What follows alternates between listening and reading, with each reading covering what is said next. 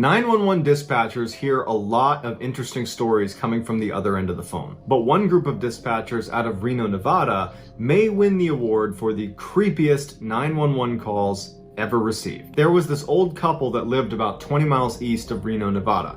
In 2010, the husband dies, leaving the wife all alone in this house. Shortly after his passing, she began calling 911 2-3 times a week, requesting things like, can you please put some water on to boil? Hey, can you change the thermostat? It was clear she was showing signs of dementia, and the dispatchers were respectful of her and gently told her that this is 911, you can only call if it's an emergency, and at some point the woman would understand her mistake and she would say sorry and she would hang up. No first responders were ever sent out for these calls because it didn't seem like an emergency, but no matter how many times they told her, she kept calling back. And eventually her calls took a turn. John, please come home. Help me, I need help. John, come home. This time they would send first responders out to the woman's house. They walk inside and immediately they can tell the heat is not on because it's very, very cold inside the house. There's no sign of a struggle or any obvious problems that could have happened inside of the house. So they go upstairs and they start searching all the rooms and no one's there until they get to the last room, and it's the bedroom.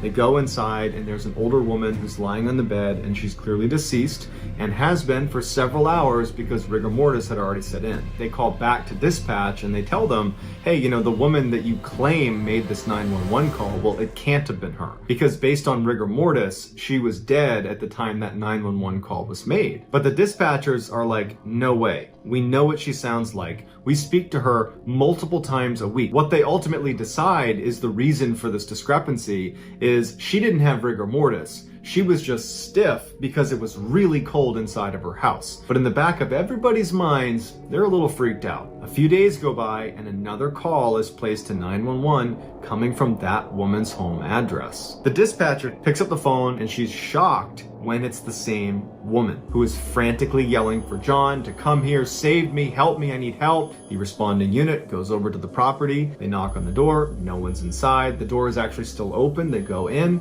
The house is empty. There's no one there. There's no one that could have made that call. At this point, dispatch is like, okay, this has got to be a prank. The police get in touch with the phone company and they explain the situation, and the phone company looks at their records and they say, actually, her phone line was disconnected almost immediately after she was deceased. And so the official explanation for how a dead woman could be calling 911 from a non-existent phone line in a non-existent house for a year is, we don't know.